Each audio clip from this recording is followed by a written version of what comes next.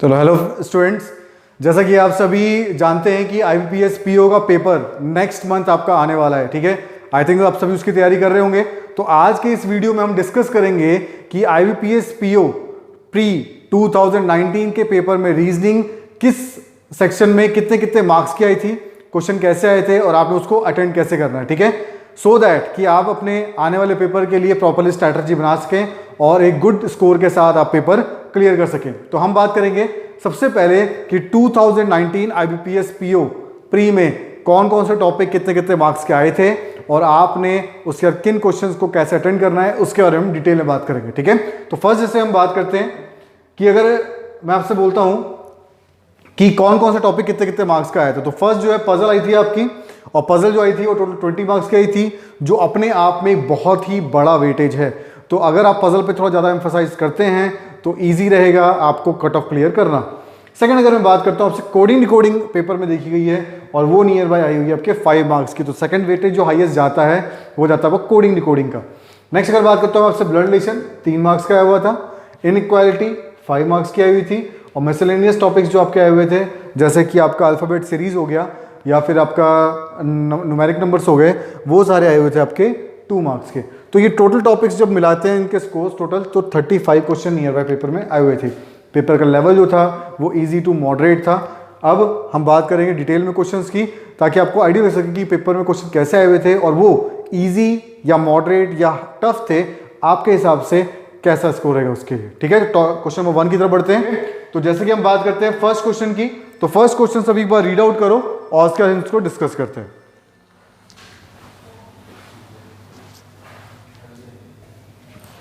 ठीक है, तो आई थिंक सभी ने पढ़ लिया हो क्वेश्चन।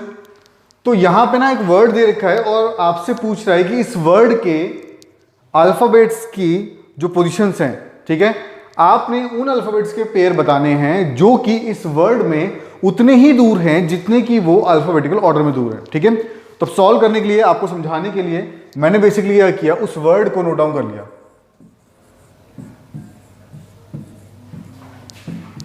ठीक है, अब हमने क्या करना है, हमने फर्स्ट अल्फाबेट से काउंटिंग शुरू करनी है। जैसे पहला अल्फाबेट बी लिखा हुआ है ना, तो मैं बी से शुरू करूंगा काउंटिंग। तो बी सी आगे की तरफ काउंट करना है। ठीक है, ABCD गिनना है जेड तक, B C D E F G H। कोई अल्फाबेट नहीं है, जो मैंने बोला वो अल्फाबेट नहीं लिखा हुआ है। आर शुरू करते हैं। अब आर जंप नहीं करना है, ठीक है, हर किसी काउंट करना। R S T U V W, कोई अल्फाबेट नहीं है आपका। आई शुरू करते हैं, I J K। अब देखो जैसे ही मैंने K बोला तो K यहां पे लिखा हुआ था, इसका मतलब ये है कि पहला अल्फाबेट का जो पेयर बन गया हमारा वो बन गया I और K का, यानी कि I और K इस वर्ड में उतने ही दूर हैं जितने कि वो अल्फाबेटिकल ऑर्डर में दूर हैं। आगे देखते हैं, I J K L, L भी आ गया, तो इसका मतलब ये है कि I और L का एक और पेयर बन गया आपका। उसका M, I कोई पेयर नहीं बना आपका। फिर शुरू करना है S से, S T U V, कोई पेयर नहीं आपका। K L, K और L आ गया आपका, तो K और L का एक और पेपर बन गया आपका। उसके बाद I कोई पेयर नहीं बन रहा आपका।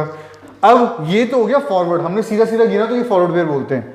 एक हमने गिनना है बैकवर्ड पेयर, क्योंकि क्वेश्चन में लिखा हुआ है आपका फॉरवर्ड बैकवर्ड दोनों ही देखने हैं आपने। तो फॉरवर्ड बैकवर्ड अगर हम बैकवर्ड देखते हैं तो Y Z, कोई पेयर नहीं बना, Z का काउंट नहीं करना, ठीक है। L से फिर, ठीक है, L M N O P Q, कोई पेयर नहीं आपका। K L M N O, कोई पेयर नहीं आपका। S T U V, कोई पेयर नहीं आपका। I J K, कोई पेयर नहीं। R S, कोई पेयर नहीं बना। तो यानी कि फॉरवर्ड पेयर बन रहे हैं आपके 1 2 3, तो यानी कि आपका जो आंसर हो जाएगा वो हो जाएगा डी ऑप्शन। ठीक है, ठीक है। तो अब वीडियो के साथ साथ कोप अप करने के लिए आप क्वेश्चन रीड आउट भी कर सकते हो, ठीक है, और मैं आपको सोल्यूशन दे रहा हूं। मैं बीच में आपको गैप दूंगा, टाइम दूंगा, तो उस टाइम पे आप वीडियो पॉज करके क्वेश्चन को प्रॉपरली रीड आउट कर सकते हो, सॉल्व करो, उसको ट्राई करो। उसके बाद जो सोल्यूशन मैं आपको दे रहा हूं मैचअप करके देखो आप कि क्या सेम आंसर आपका आ रहा है या नहीं आ रहा है। ठीक है, चलो अगले क्वेश्चन की तरफ बढ़ते हैं। एक बार सभी इसको रीड आउट करो, ट्राई करो, और उसके बाद इसको हम डिस्कस करते हैं।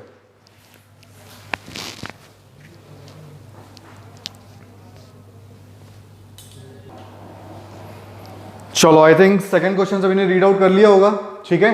थोड़ा सा ब्लड रिलेशन के बेस पे क्वेश्चन है ये आपका, तो अगर हम इसको सॉल्व करते हैं तो थोड़ा सा मैंने आपकी गाइडेंस के लिए पहले से स्ट्रक्चर ड्रॉ कर रखा है। अब क्या बोल रहा है आपसे, अगर मैं इसको रीड आउट करता हूँ, 7 members are living in a family, एक फैमिली है जहां पे ना 7 लोग रह रहे हैं, ये डिटेल में आपको दिया हुआ है। आगे आपसे बोलता है Q is the daughter of P, Q जो है ना वो पी की डॉटर है। अब मैंने किया क्यू को पी की डॉटर ड्रॉ कर दी, डॉटर है तो उसका मतलब उसका जेंडर मैंने डिनोट कर दिया माइनस से, ठीक है। आगे मैंने पढ़ा, आई क्या बोल रहा है, B is brother of R, B जो है ना वो आर का ब्रदर है, तो बी को मैंने आर का ब्रदर ड्रॉ कर दिया। नेक्स्ट आई क्या बोल रहा है, G is mother in law of A, अब मदर इन लॉ की बात कर रहा है वो, ठीक है। तो जी जो है वो ए की मदर इन लॉ है, ठीक है। आगे क्या बोला, B is married to A, B की जो मैरिज हुई है वो ए से हुई है। देन आगे आपसे बोला B is the uncle of Q, B जो है वो क्यू का अंकल है। एंड आगे आपको दिया हुआ है D is father of B, D जो है बी का फादर है। अब क्वेश्चन आपसे पूछा कि what is the relation of B with respect to P, जो बी है वो पी का क्या लग रहा है, ठीक है। अब देखो बी जो है वो पी का क्या लग रहा है पूछ रहा है आपसे, तो इसका मतलब सेम जनरेशन और बीच में लगा हुआ है आपका मैरिज का साइन, इसका मतलब ये क्या हो जाएगा, बी ईयर में पूछ रहा है, बी का जेंडर क्या मेल, इसका मतलब वो क्या है ब्रदर इन लॉ, तो आपका आंसर जो होगा वो होगा ब्रदर इन लॉ। कौन सा ऑप्शन है आपका, सी ऑप्शन, तो इसका मतलब 2 का जो आंसर आएगा वो आएगा सी ऑप्शन। अब इसी सिमिलर पजल के बेस पे आगे के 3-4 क्वेश्चन डिफाइन होते हैं आपके। तो अगर मैं अगले क्वेश्चन की बात करता हूं, अगला क्वेश्चन सभी रीड आउट करो, ट्राई करो, फिर इसको हम सॉल्व करते हैं।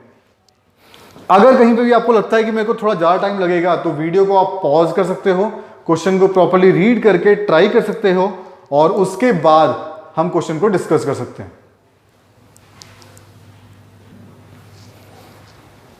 चलो आई थिंक ट्राई कर लिया सभी ने। तो ट्राई करने के बाद अगर हम इसको डिस्कस करते हैं तो क्या दे रखा है, एक डिटेल ना वो ऐड कर रहा है अपनी तरफ से। क्या डिटेल ऐड किया उसने, C is the brother of B, जो सी है वो बी का ब्रदर है, ठीक है। तो मैंने एक तरीके से बी के साथ में ड्रॉ कर दिया, सी ब्रदर है तो उसके ऊपर आ गया प्लस का साइन। अब आगे क्या बोल रहा है, then what is the relation of C with respect to Q, C जो है वो क्या लगेगा with respect to Q, Q का, तो क्यू के पेरेंट्स का भाई, अब भाई क्या लगेगा, अंकल हो गया, अंकल आपका आंसर हो गया, बी ऑप्शन आपका आंसर हो जाएगा। लिख लो सभी इसको, फिर हम अगला क्वेश्चन देखते हैं। नेक्स्ट क्वेश्चन, अगेन इसको रीड आउट करो सभी, ट्राई करो, क्या एडिशनल डिटेल दी है वो उसको देखो और उसके बाद इसको हम ड्रॉ करते हैं, डिस्कस करते हैं, ठीक है। तो रीड आउट कर लिया होगा सभी ने। तो अगर हम बात करते हैं क्वेश्चन में क्या क्या डिटेल दी है, पहली डिटेल तो सिमिलर ही है आपकी। आगे आपको दिया हुआ है if P is the father of Q, अब क्लियर आपको दे दिया कि P जो है ना वो है फादर Q का। अगर P फादर है इसका मतलब R क्या हो जाएगी, फीमेल मदर हो जाएगी। तो क्या पूछ रहा है आपसे, then what is the relation of R with respect to P, what is the relation of R with respect to P, ठीक है। R जो है P की क्या लगेगी, अब R जो है वो P की क्या लगेगी, अगर मैं स्ट्रक्चर देखूं तो फीमेल हो गई, तो इसका मतलब ये क्या लगेगी उसकी वाइफ। तो आपका जो आंसर आएगा वो आएगा ए ऑप्शन, वाइफ। नोट कर लो सभी, इसको देख लो सभी एक बार, फिर हम अगला क्वेश्चन देखते हैं। चलो अगला क्वेश्चन अगेन थोड़ा इजी है, ध्यान से आप पढ़ो सभी इसको और ट्राई करने की कोशिश करो, फिर हम मैचअप करते हैं कि मेरा आंसर और आपका आंसर दोनों सेम आ रहा है या नहीं आ रहा। ट्राई करो सभी एक बार, ठीक है। तो आई थिंक सभी ने ट्राई कर लिया होगा। तो अब सॉल्व कैसे करना है इसको, देखो क्या पूछ रहा है। अगर हम थोड़ा ध्यान से पढ़ते हैं तो क्वेश्चन में लिखा हुआ पहले ना आपको एक नंबर दिया हुआ है, नंबर देने के बाद एक कंडीशन भी दी हुई है, 1 is added to all the even number, even number दिखेगा तो मुझे उसमें 1 ऐड करना है, and 1 is subtracted from all the odd number, odd number दिखेगा तो मुझे उसमें से 1 सब्ट्रैक्ट करना है। अब क्या पूछा है, what is the sum of the digits which is 5th from the left and 4th from the right. अब ना रादर देन हम सिंपली सभी में 1 ऐड और सब्ट्रैक्ट करके चेक करें, सिंपली हमने क्या करा, 2 नंबर उठाने, क्योंकि हमने 2 नंबर का सम बताना है। कौन से 2 नंबर, एक तो 5th है जो लेफ्ट साइड से और दूसरा कौन सा जो 4th है आपका राइट हैंड से। अब 5th जो है वो चेक करो, 1 2 3 4 5, 5 पे कौन सा आ रहा है 3, और राइट साइड से देखो 4 1 2 3 4 कौन सा है 9। अब क्या कंडीशन दी थी, ऑड नंबर में आपने क्या करना है 1 सब्ट्रैक्ट करना है। तो मैंने किया -1 किया, इसमें -1 किया तो ये कितना हो जाएगा 2, इसमें -1 किया कितना हो जाएगा 8, तो मैंने दोनों को ऐड कर देना है। सम पूछ रहा है आपसे, क्वेश्चन में सम लिखा हुआ है ना, तो यानी कि सम अगर मैंने किया 2 + 8 कितना हो जाएगा आपका 10, तो डी ऑप्शन जो है वो आपका आंसर हो जाएगा। लिख लो सभी, इसको समझ लो सभी एक बार, और उसके बाद हम नेक्स्ट क्वेश्चन देखते हैं। चलो आई थिंक लिख लिया होगा सभी ने। अगले क्वेश्चन की तरफ बढ़ते हैं। चलो अगले क्वेश्चन की तरफ बढ़ते हैं। नेक्स्ट क्वेश्चन अगर मैं थोड़ा ध्यान दूं तो it's a type of puzzle, ठीक है। अब अगेन आपको समझाने के लिए मैंने एक डायरेक्शनल पजल पहले से ड्रॉ करके सॉल्व कर दी है, और आपने इसको पढ़ना है प्रॉपरली और ट्राई करना है कि एक सिमिलर पैटर्न आपका बन रहा है या नहीं बन रहा है, ठीक है। तो अगर हम चेक करते हैं इसको, 8% आपको दिए हुए हैं, आपको दिया हुआ है कि वो एक स्क्वायर रेक्टेंगुलर टेबल के आसपास बैठे हुए हैं, कुछ आपके सेंटर की तरफ हैं, कुछ आपका बाहर की तरफ देख रहे हैं, आपके आउटवर्ड देख रहे हैं, ठीक है। और आपको दिया हुआ है मिडिल वाले जो हैं, ठीक है, कुछ कॉर्नर बैठे हुए हैं आपके। तो कॉर्नर वाले जो हैं वो क्या है आपके फेसिंग आउटसाइड है, और जो आपके बीच में बैठे हुए हैं वो सेंटर के टेबल सेंटर की तरफ देख रहे हैं, ठीक है। तो इन डिटेलिंग के बाद अब जो हमें मेन डिटेल रखी है वो हम देखते हैं। क्या दिया, F seats eight one of the middle of the side, ठीक है। एफ जो मिडिल बैठा हुआ है, तो मैंने एफ जो है मिडिल बैठा दिया बीच में। ध्यान हमने बेसिकली ये रखना है लेफ्ट और राइट का, जो सेंटर की तरफ देखेंगे उनके लेफ्ट राइट अलग होंगे, और जो बाहर की तरफ देखेंगे उनके लेफ्ट राइट आपके अलग होंगे, ठीक है।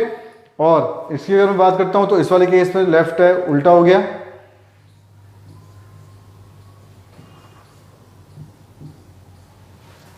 ठीक है। चलो क्या दिया आगे, 2% seats between F and E, F और ई के बीच में दो लोग बैठेंगे आपके। क्या बोला, only 1% sits between F and C, F और सी के बीच में सिर्फ 1% बैठेगा आपका। आगे बोला E does not sit near to C, E जो है वो सी के नियर नहीं होना चाहिए, इसलिए मैंने उसको दूर बैठा दिया है। देन आगे क्या बोल रहा है, either A sit second to the left of H और second to the right of H, ठीक है। देन आगे क्या बोल रहा है आपसे, 1% सिट्स बिटवीन ए एंड सी, ए और सी के बीच में 1% बैठेगा, ठीक है। आगे बोला B and G sit opposite to each other, B और जी एक दूसरे के अपोजिट बैठेंगे, ठीक है। आगे बोला D sit second to the left of B, D जो है बी के सेकंड लेफ्ट में है, ठीक है। आगे क्या बोला है, G does not sit next to the F, ठीक है। 4 of the following 5 are alike in certain ways, आगे बोला hence they are form a group, ठीक है। ग्रुप बता दिया उसने। आगे which of the following does not belongs to that group, कुछ लोगों का ग्रुप होगा और उसमें से कौन सा ऐसा पर्सन है जो उस ग्रुप से नहीं बिलोंग करता होगा, ये बेसिकली आपने बताना है। ई चेक किया मैंने, अब ई को मैंने गौर किया, ई क्या बाहर की तरफ देख रहा है, आउटवर्ड फेसिंग है। जी जो है वो क्या आपका देखो आउटवर्ड फेसिंग है, डी जो है वो भी आउटवर्ड फेसिंग है। एच, अब एच जो है ना सेंटर की तरफ फेस कर रहा है, अब अंदर की तरफ फेस कर रहा है, इसका मतलब एच जो है वो उस ग्रुप को बिलोंग नहीं करता है। लास्ट सबको बी दे रखा है, बी भी देखो आउटवर्ड फेस कर रहा है, तो सारे के सारे जो लोग हैं वो आउटवर्ड फेस कर रहे हैं, लेकिन जो आपका एच है वो आउटवर्ड फेस नहीं कर रहा है, वो कहां फेस कर रहा है, सेंटर की तरफ, इसलिए वो उस ग्रुप में बिलोंग नहीं करेगा। तो डी ऑप्शन जो है वो आपका आंसर हो जाएगा। लिख लो सभी, इसको समझ लो एक बार सभी, और उसके बाद हम अगले क्वेश्चन की तरफ बढ़ते हैं।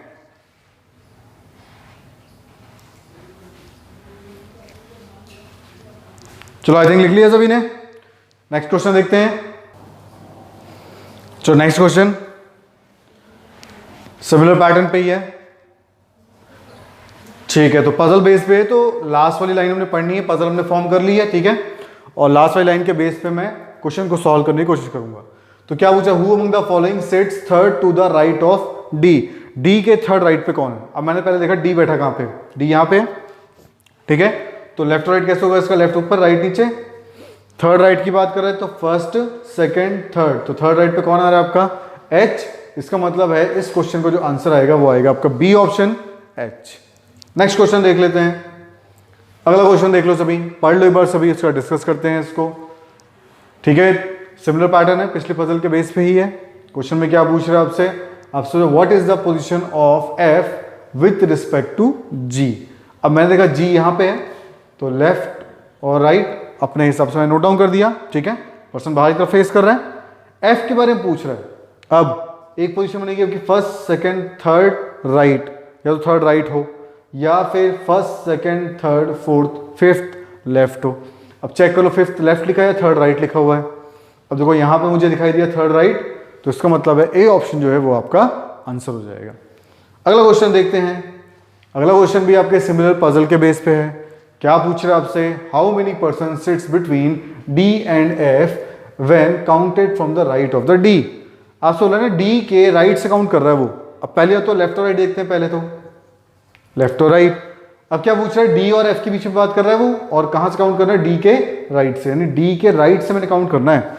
अब मैंने डी और एफ के बीच में देखा तो डी और एफ के बीच तो कोई पर्सन है ही नहीं, तो इसका मतलब नन हो जाएगा या जीरो हो जाएगा आपका आंसर। ठीक है, तो ऑप्शन में क्या दिया आपको, देखो नन दिया हुआ है, तो आपका आंसर आएगा बी ऑप्शन नन। अगला देख लो, अगला भी सिमिलर पजल के बेस पे है, सेम पजल। आपसे पूछा who among the following faces to C, C को ना कौन फेस कर रहा है, तो सी को कौन फेस कर रहा है, देखो एच फेस कर रहा है, तो इसका मतलब है ऑप्शन ए जो है वो आपका आंसर हो जाएगा इसमें। ठीक है, तो इस टाइप से आपने पजल को सॉल्व करना है।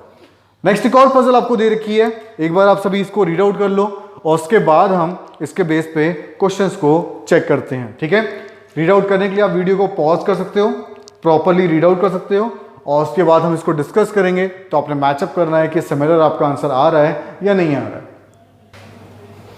चलो, आई थिंक सभी ने पढ़ लिया होगा, ट्राई कर लिया होगा। तो अगर हम इसको सॉल्व करते हैं, क्या डिटेल दे रखी है आपको, कुछ पर्सन्स आपको दे रखे हैं जिनके आपको मंथ वाइज एज दे रखी है, और उसके बाद डिफरेंट पर्सन्स के आपको डिफरेंट एजेस दे रखी है। ठीक है, तो मैं अगर क्वेश्चन पढ़ता हूं तो क्या क्या दिया है, L was born on 15th of the month. ठीक है, एल जो 15th को पैदा हुआ है, एल मैंने 15th पे रख लिया है। तो आगे क्या बोल रहा है आपसे, 3 person were born between L and P, L और पी के बीच में 3 लोग हैं आपके, तो 1 2 3 आ रहे हैं आपके। ठीक है, आगे क्या बोल रहा है, 4 person were born between P and O, P और ओ के बीच में 4 हो गए, तो 4 हो गए आपके। आगे क्या बोला, ओ वॉज बॉर्न बिफोर एल, ओ जो है एल से पहले पैदा हुआ है। ठीक है, नेक्स्ट आपसे बोल रहा है the number of person between were born between O is same number of the person born before N, O के बाद जितने लोग हुए हैं पैदा एन से पहले उतने ही हैं। ठीक है, तो यानी ओ के बाद 1 2 3 4 5 6 7 8, और एन से पहले 1 2 3 4 5 6 7 8। ठीक है, आगे नेक्स्ट आपसे क्या बोल रहा है, 1 person was born between P and R, P और आर के बीच में 1 पर्सन है, तो टी हो गया वो आपका। आगे M was born before T, M जो है टी से पहले है। ठीक है, ये बोल रहा है आगे नेक्स्ट आपसे बोल रहा है T was born before P, T जो है पी से पहले है। ठीक है, you was born after S on the same day. आगे बोल रहा है how many person were born after you, you के बाद कितने लोग पैदा हुए हैं, तो अगर मैं चेक करता हूं तो 1 2, तो आपका आंसर हो जाएगा 2। तो इसका मतलब है आंसर जो आएगा वो आएगा डी ऑप्शन। लिख लो सभी इसको, फिर हम अगला क्वेश्चन देखते हैं इसके बेस पे। चलो, आई थिंक लिख लिया होगा सभी ने, तो नेक्स्ट क्वेश्चन तो बढ़ते हैं। तो ठीक है, नेक्स्ट क्वेश्चन क्या पूछ रहे हैं, सिमिलर पजल के बेस पे है, और क्वेश्चन में आपको दिया हुआ है which of the following does not belongs to that group, जो पर्सन कौन सा ग्रुप है जो कि सभी ऑप्शंस में से डिफरेंट है। ठीक है, आपने ये बताना है। क्यू और एल की बात कर रहा है, अब क्यू और एल में कितना गैप है, देखो 1 का। आर और पी देख लो, आर और पी में कितना गैप है, 1 का। ओ और एस में देख लो, ओ और एस में कितना गैप है, काफी ज्यादा गैप आ रहे हैं। इसका मतलब है सी ऑप्शन जो है वो आपका आंसर हो गया। बाकी चेक कर लो, पी और एन, पी और एन का गैप है आपका, इसका मतलब है सी ऑप्शन जो है वो आपका आंसर हो जाएगा, ये इस ग्रुप में बिलोंग नहीं करता है। ठीक है, नोट कर लो सभी इसको, समझ में आ गया वो सभी को। अगले क्वेश्चन की तरफ बढ़ते हैं। नेक्स्ट क्वेश्चन देख लो, how many persons were born between T and N, T और एन के बीच में कितने लोग पैदा हुए हैं। अब टी यहां पे है, एन यहां पे, कितने लोग हैं, देखो बीच में 2 लोग आ रहे हैं आपके, इसका मतलब है आपका आंसर हो जाएगा सी ऑप्शन 2। अगला क्वेश्चन देख लेते हैं इसके बेस पे। नेक्स्ट क्या बोल रहा है, number of person were born after P is same as the number of person born after. ठीक है, बोल रहा है पी के बाद 1 2 3 है, तो अब पूछ रहा है एम। ठीक है, अब बॉर्न आफ्टर पी है, तो बॉर्न आफ्टर बिफोर की बात कर रहा है, पहले कितने लोग हैं। ठीक है, तो पी का 3 है, तो यानी कि 1 2 3, एम से पहले 3 है, तो इसका मतलब है एम जो है वो आपका आंसर हो जाएगा। लिख लो सभी इसको, फिर नेक्स्ट क्वेश्चन देखते हैं। चलो, क्लियर है सभी को ये। अगला question, which of the following is odd one, अलग सा कौन सा, क्यू, क्यू चेक करो, 15 को हुआ है, एल, एल 15 को हुआ है, आर, आर 15 को हुआ है, पी, पी आपका 15 को हुआ है, लास्ट में एस, एस का हुआ है आपका 30th को। इसका मतलब है जो एस है वो इस ग्रुप में बिलोंग नहीं करता है, क्योंकि सारे जो हैं वो हैं आपके 15 एज ग्रुप वाले, 15 नंबर पे हैं, जो 15 डेट वाले हैं, लेकिन जो एस है वो आपका 30th डेट वाला पर्सन है। ठीक है, चलो इसको नोट कर लिया सभी ने। अगला क्वेश्चन देखते हैं आपका। इस क्वेश्चन को ट्राई करो सभी एक बार, और उसके बाद हम इसको डिस्कस करते हैं। नोट कर लो सभी एक बार इसको। चलो आई थिंक ट्राई कर लिया होगा सभी ने। ठीक है, तो क्या क्या डिटेल दे रखी है हमें, इक्वेशन दे रखी है हमें स्टार्टिंग में टॉप पे, और उसके बाद आपसे 2 कंक्लूजन पूछे गए हैं जिसका आपने जवाब देना। पहला पूछा A greater than equal to Z, greater भी होना चाहिए और इक्वल भी होना चाहिए। मैंने यहाँ चेक किया ए ग्रेटर है ना, इक्वल तो है नहीं, जैसे इक्वल की कंडीशन नहीं बन रही, इसका मतलब पहला वाला जो ऑप्शन है वो आपका कैंसिल हो गया। सेकंड अगर मैं देखता हूं v greater than z, v greater than z, v greater greater greater z आ गया, यानी v ग्रेटर है z से, सेकंड वाला सही है आपका, तो सेकंड कंक्लूजन ट्रू है आपका, तो बी ऑप्शन आपका आंसर होगा। Only conclusion 2 is true. लिख लो सभी इसको। फिर नेक्स्ट क्वेश्चन देखते हैं हम। चलो लिख लिया सभी ने, अगले क्वेश्चन की तरफ बढ़ते हैं। नेक्स्ट क्वेश्चन कर लो ट्राई सभी, पर देख लो, फिर इसको डिस्कस करते हैं क्या पूछ रहा है आपसे। ठीक है, तो समझाने के लिए पहला कंक्लूजन पूछ रहा है कि g is greater then z, तो मैंने यहां देखा पहला लिखा हुआ z greater than x greater than c, और आगे c से बड़ा कौन है देखो g, तो इसका मतलब g is greater then z है आपका। इसका मतलब है पहला वाला आपका सही है, फॉलो करेगा। सेकंड वाले में क्या बोला है, j is greater then x। अब मैं अगर देखता हूं इक्वेशन j, उसके बाद h g c, और c के बाद आ रहा है आपका x, तो आपसे पूछा j is greater then x, ये भी ट्रू है आपका, ये भी फॉलो करेगा, तो बोथ आर ट्रू। तो इस केस में आपका जो आंसर आएगा E option, conclusion 1 and 2 both are true. लिख लो सभी इसको। फिर अगला क्वेश्चन सॉल्व करते हैं। नेक्स्ट क्वेश्चन ट्राई करो सभी एक बार, डिस्कस करते हैं। चलो ट्राई कर लिया सभी ने। क्या बोला, Q greater than equal to T, Q greater भी होना चाहिए और इक्वल भी होना चाहिए। तो मैंने यहाँ चेक किया, वो ग्रेटर इक्वल यहाँ पे आ रहा है, यहाँ पे भी आ रहा है, यहाँ पे भी आ रहा है, लेकिन यहाँ साइड ही चेंज हो गई। अब साइड चेंज होते ही दोनों का रिलेशन खत्म हो गया, तो क्रॉस कर दिया आपने। अगला क्या बोल रहा है आपसे, I is greater than equal to R, greater than equal to, greater than equal to, यहाँ ग्रेटर हो गया, इक्वल खत्म हो गया, इक्वल खत्म हो गया, इसका मतलब ये भी गलत हो गया आपका, दोनों ही गलत हो गए। तो इसका मतलब है आपका जो आंसर है वो हो जाएगा आपका डी ऑप्शन, नाइदर 1 नॉर 2, तो इसका आंसर आएगा आपका डी ऑप्शन। लिख लो सभी इसको। अगला क्वेश्चन देखते हैं। नेक्स्ट आपसे बोलता है सी ग्रेटर देन ए, इस बार पूछा है सी जो है ना वो ए से बड़ा होना चाहिए। क्या क्या इक्वेशन दी है वो देखते हैं। आपसे बोला A less than S less than D, फिर डी के लिए नहीं यहां आगे दिया हुआ है जेड एक्स और सी।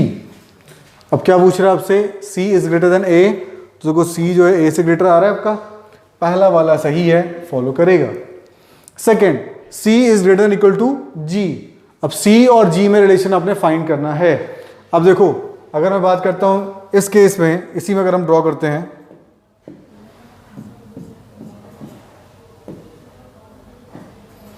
ठीक है, तो D जो है इक्वल टू F है और F जो है वो बड़ा है G से। अब जब मैंने यहां पे गौर किया तो यहां पे ग्रेटर का रिलेशन तो ठीक है पर इक्वल का रिलेशन नहीं आ रहा। अब इक्वल का रिलेशन नहीं आ रहा, इसका मतलब है कि सेकंड ऑप्शन आपको गलत होगा। तो उससे पहला सही है, दूसरा गलत है, तो आपका जो आंसर आएगा वो आएगा ए ऑप्शन, ओनली 1 फॉलो। लिख लो सभी इसको। फिर हम नेक्स्ट क्वेश्चन ट्राई करते हैं। चलो लिख लिया सभी ने। अगले क्वेश्चन की तरफ बढ़ते हैं। अब यहां पूछा है बी ग्रेटर देन एम, ठीक है। अब मुझे B greater than M check करना है, तो क्या बी ग्रेटर देन एम है आपका? सही है, पहला वाला आपका फॉलो करेगा। अगले में पूछ रहा है जी ग्रेटर देन एम, तो क्या आपका जी ग्रेटर देन एम है? ये भी फॉलो करेगा, दोनों सही है आपके। तो जो आपका आंसर आएगा वो आएगा E option, both 1 and 2 follow. चलो क्लियर है सभी को ये। अगले क्वेश्चन की तरफ बढ़ते हैं। नेक्स्ट क्वेश्चन अगेन एक पजल से है, एक बार ट्राई करो सभी आप इसको, और उसके बाद इसको हम डिस्कस करते हैं। ट्राई करो सभी एक बार।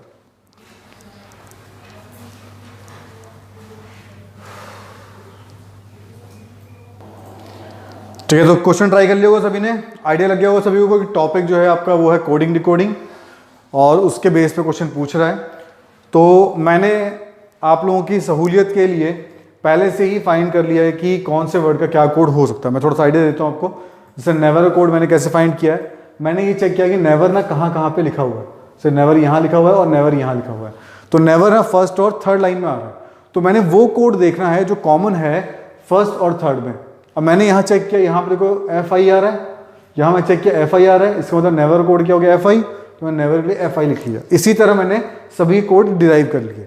अब क्वेश्चन मुझसे पूछ रहा है नेवर एंड टुगेदर कोड क्या होगा, तो नेवर को तो हमने फाइंड कर रखा है एफ आई, तो एफ आई तो होना चाहिए आपका। ठीक है, देखो यहाँ एफ आई नहीं है, ये कैंसिल हो गया, यहाँ एफ आई है, यहाँ पे भी है, इसमें भी नहीं है, ये भी कैंसिल हो गया। अब अगला वर्ड क्या है टुगेदर, मेरे को टुगेदर कोड चाहिए। मैंने यहाँ चेक किया टुगेदर तो है ही नहीं। अब टुगेदर नहीं है, इसका मतलब ये है ऑप्शन में मैंने चेक करना है ऐसा कौन सा कोड है जो सिर्फ और सिर्फ ऑप्शन में है पर ऊपर नहीं है। जैसे कि मैंने चेक किया आर ओ की बात कर रहा है। अब आर ओ चेक किया, आर ओ देखो यहाँ पे आ रहा है आपका, आर ओ यहाँ आ रहा है, इसका मतलब है कि आर ओ कोड नहीं होगा।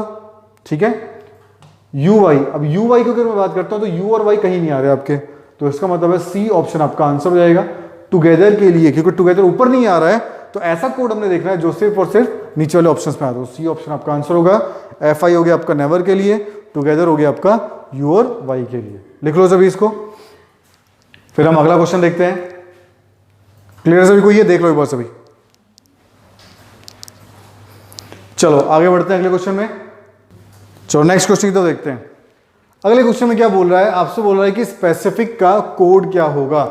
तो हमने जो चार्ट बनाया उसमें चेक किया स्पेसिफिक आ रहा है या नहीं आ रहा, तो मैंने कहा स्पेसिफिक आपका यहाँ पे आ रहा है, और स्पेसिफिक कोड क्या आ रहा है डी एन जी, तो इसका मतलब है कि डी एन जी यानी डी और जी आपका आंसर हो गया, ए ऑप्शन आपका आंसर हो जाएगा।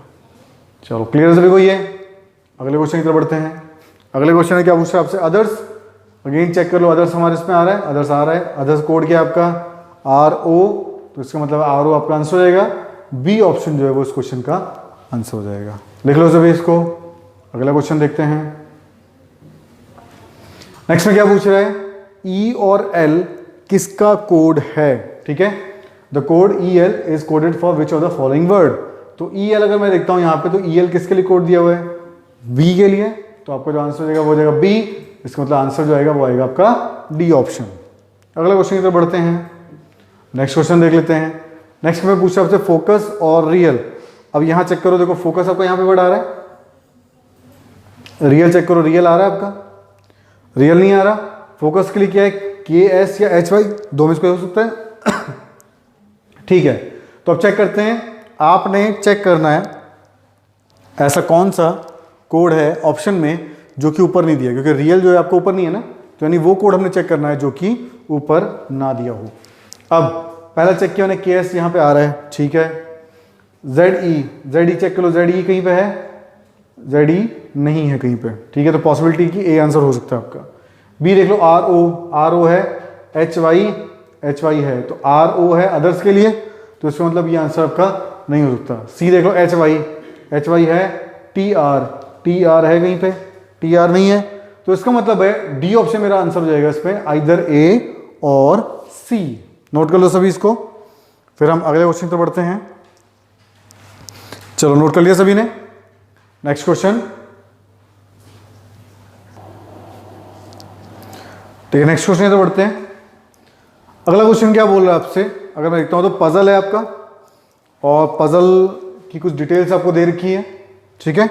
ये पढ़ लो सभी इसको, और उसके बाद इसको हम डिस्कस करते हैं। तो आई थिंक सभी ने ट्राई कर लिया होगा, ठीक है। तो क्या पूछ रहा है आपसे, क्वेश्चन अगर पढ़ते हैं, डिटेलिंग आपको दे रखी है और उसके बेस पे पजल ड्रॉ किया मैंने। आपसे पूछ रहा है कि if P is 3 years older than C, ठीक है, P जो अगर C से 3 साल बड़ा है, then which of the following is the age of P, ठीक है। अब P अगर C से 3 साल बड़ा है, 36 C है, 3 साल बड़ा होगा कितना होगा 39, तो इसका मतलब है कि जो P की एज है वो हो जाएगी आपकी 39।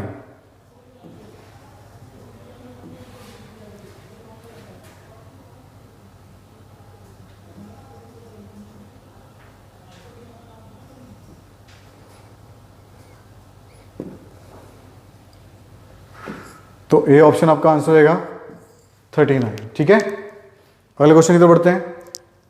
37 क्या पूछ रहा है आपसे 37 में, what is the total age of C and B. C और बी की टोटल एज कितनी है। अब सी और बी की एज ऐड कर लो, 12 और 36 है, तो 6 + 2 8 एंड 3 + 1 कितना हो गया 4, 48 आपका आंसर हो गया। 48 कौन सा ऑप्शन है, देखो बी ऑप्शन है, तो बी ऑप्शन जो है वो आपका आंसर हो जाएगा। अगला क्वेश्चन देख लो सभी, 28 की अगर मैं बात करता हूं आपसे, क्वेश्चन नंबर 28 आगे क्या बोल रहा है आपसे, how many person sits between P and D. P और डी के जो कितने लोग आ रहे हैं, तो कोई भी नहीं है, तो आपका आंसर होगा नन, तो बी ऑप्शन जो है वो आपका आंसर हो जाएगा। अगला देख लो सभी, नेक्स्ट क्वेश्चन देखता हूं, who among the following sits at the extreme end of the row. कौन से लोग एक्सट्रीम एंड पे बैठे हुए हैं, एक तो पी बैठा हुआ है और एक एन बैठा हुआ है, तो चेक करो पी और एन में से कोई ऑप्शन में है, सी ऑप्शन, एन है, तो एन आपका आंसर हो गया। लिख लो सभी। अगला क्वेश्चन पजल के बेस पे है, पढ़ो सभी एक बार, ट्राई करो, फिर हम इसको डिस्कस करते हैं। ठीक है, वीडियो पॉज करके आप क्वेश्चन को आराम से पढ़ सकते हो, सॉल्व कर सकते हो, और इसके बेस पे हम क्वेश्चंस ट्राई करेंगे। चलो, आई थिंक सभी ने ट्राई कर लिया होगा। ठीक है, तो डिटेलिंग अगर हम चेक करते हैं, क्वेश्चन में पूछ रहा है in which of the following year T was born. T जो है किस साल पैदा हुआ था, तो मुझे क्लियर दिख रहा है टी जो है 1976 में है, तो 1976 किसी ऑप्शन में नहीं है, तो ई ऑप्शन जो है वो मेरा आंसर हो जाएगा। अगला क्वेश्चन देख लेते हैं। नेक्स्ट क्या बोला, what is the sum of age of R and S. R और एस की एज का सम कितना होगा, तो 66 और 21 है, तो दोनों को अगर मैं ऐड करता हूं तो कितना हो जाएगा 87, तो इसका मतलब है सी ऑप्शन जो है वो आपका आंसर होगा 87। अगला क्वेश्चन देखते हैं।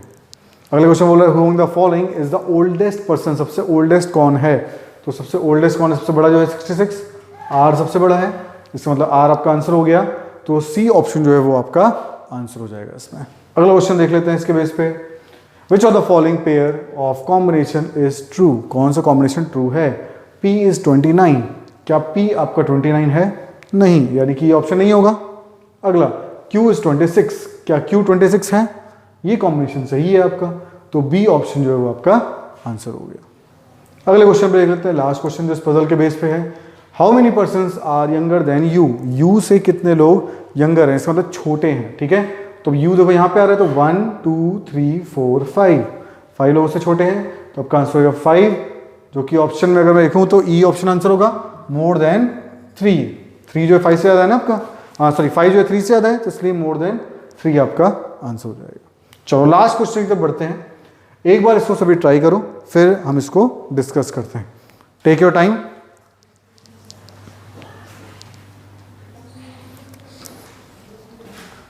ठीक है, आई थिंक सभी ने ट्राई कर लिया होगा। ठीक है, तो अगर इसको हम नोट डाउन करते हैं, क्या दिया हुआ है, ठीक है, स्प्लेंडर दिया हुआ है। अब मुझे क्या बोला था, कॉन्सोनेंट को एक पहले वाला प्रीवियस लेटर से, ठीक है, और वॉवेल को नेक्स्ट वाले से आपने रिप्लेस करना है। एस, एस इज कॉन्सोनेंट, ठीक है, तो एस से पहले कौन सा अल्फाबेट आएगा आपका, आर। पी कॉन्सोनेंट, ठीक है, तो पी से पहले क्या आएगा आपका, ओ। एल कॉन्सोनेंट, एल से पहले क्या आएगा आपका, के। ई इज ए वॉवेल, अगला क्या आएगा, एफ। एन कॉन्सोनेंट, एन से पहले क्या आएगा आपका, M. D is again consonant, तो डी से पहले क्या आएगा आपका, सी। ओ इज ए वॉवेल, तो ओ से अगला क्या आएगा, पी। और आर से पहले क्या आएगा आपका,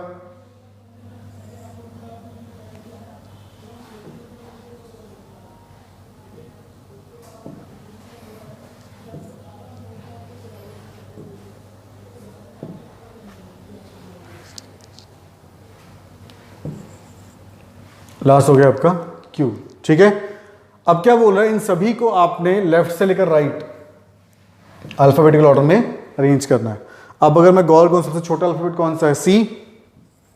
ठीक है, एक साइड से गिनते आते हैं, ठीक है, सबसे छोटा हो गया आपका सी।